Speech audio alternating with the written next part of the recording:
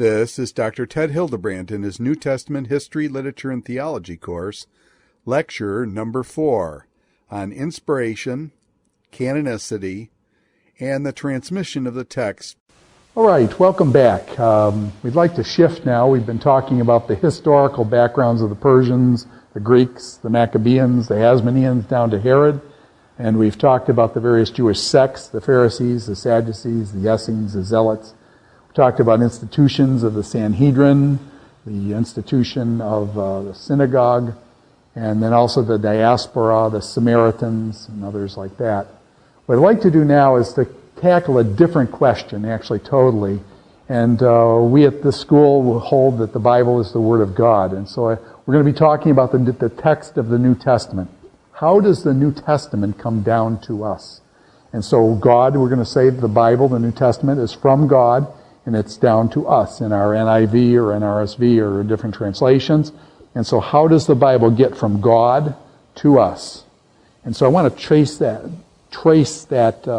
process out from God to us and take each one of the 4 different phases then of that God's communication to us, just to lay a background for the theological background for why we accept the New Testament as the Word of God. So we're going to go from inspiration to translations, from God to us. Here's a kind of a big picture of the whole thing. First of all, where did I get my NIV from? Where did the NIV come from? So first we start out with the process of inspiration. In the process of inspiration, there's 4 processes that are involved here. Inspiration is God speaking to a prophet or an apostle, and the apostle and prophet writing it down. So we've got the process of inspiration, God speaking to a prophet or apostle, and them writing it down. Next, after the apostle or prophet has written it down, and there were many prophets, some of which wrote God's word down that we don't have. It was never collected into what's called the canonical scriptures. Canonical scriptures is the collecting of books that God wrote. So, for example, in the Old Testament, we know of the prophetess Huldah, and we know she was about around the time of Jeremiah. She was a prophetess. God spoke to her. We've got another prophet, Ahijah, who prophesied against Jeroboam, Rehoboam, and around that time, Ahijah the prophet. He's recorded in the book of Kings. We don't have any of his writings and things. So therefore, Solomon wrote 3,000 proverbs. We've only got about 375 of his proverbs, about 1/10. He wrote 1,000 songs. We've only got 1 Song of Solomon. That was probably enough. But anyway, so the books, the canonicity process is the collecting of authoritative books. So the process of collection. Some books are not collected and others are. The process of canonization, collecting books. Now, after you get inspiration, God speaking, the books collected into a group, now you've got to copy them over and over again. And they were copied by hand for thousands of years. Old Testament and New Testament for 2,000 years, copied over and over and over again by scribes. Scribes are human beings. Scribes make mistakes. We've got copies of what the scribes copied.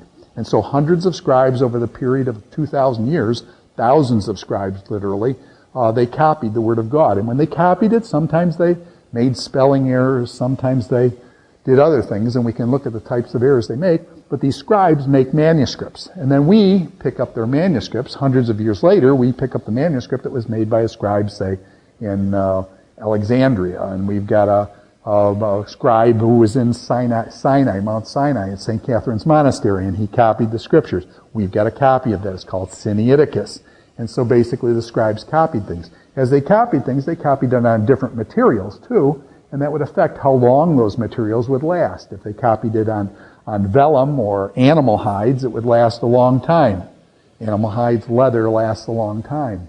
But if they copied it on papyrus is kind of like a cross between bamboo and a bulrush, and basically the fibers of that organic material are pressed together to make paper. But the problem is it's made out of organic, like this plant, and then what happens is if there's any moisture in the air, the papyrus just disintegrates. And so papyrus only lasts in places like Egypt and things. So the scribes had all sorts of problems they were facing, and so there'll be scribal things, and we'll be able to associate those. Now, once we've got these manuscripts, and we collect these manuscripts from all over the world, scholars like Bruce Metzger, other people, Kurt Allen and stuff, they collect these manuscripts from all over the world, and they compare them then. one with the other. And then they give us an edited text saying, okay, we've got 10 manuscripts that say this, 10 manuscripts that say that. And they weigh all the manuscripts. And then they give us a Greek text, and that's what we have in our the Ellen New Testament or the UBS New Testament, and it will tell you which manuscripts have which. And then we translate from that UBS text or that text over into English. And then the English versions, and then process of translation. Whenever you go between two languages, like Greek in New Testament, we're going from Greek into English. Whenever you go between two languages, there's going to be differences in how translators translate. So the King James Version is going to be different than the NIV, is different than the Living Bible, is different than the NLT, the New Living Translation, or the ESV, or the NRSV. Each translation group is going to just translates it differently. Eugene Peterson's The Message will be different yet. So there'll be different in the process of translation and between languages after the scribal stuff is taken. So that's basically the four processes. What I'd like to do is look at them in just a little more detail. We've done some of this before in the Old Testament. This is the classic verse on inspiration. Let me just read this. This is 2 Timothy 3:16, very famous verse, very important verse in the process of inspiration. All Scripture is God-inspired, is inspired by God, or actually the word there is God-breathed. All Scripture is God-breathed and is useful to teach us what is true and to make us realize what is wrong in our lives. It straightens us out and teaches us to do what is right. I think that's the NLT.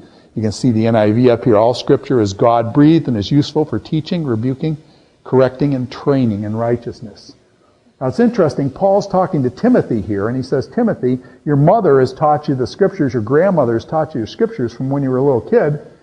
What Scriptures is he talking about?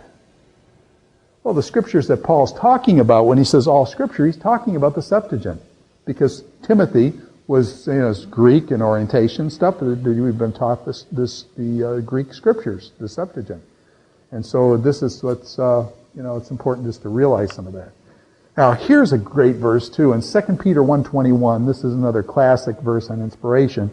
And it says this, for prophecy never had its origin in the will of man, but men spoke from God as they were carried along by the Holy Spirit. Now the point of this is that prophecy did not come from the will of man. This wasn't human beings making up legends and stories and passing them down. Scripture never had its origin in the will of man, but men spoke from God as they were carried along by the Holy Spirit. This is the work of God.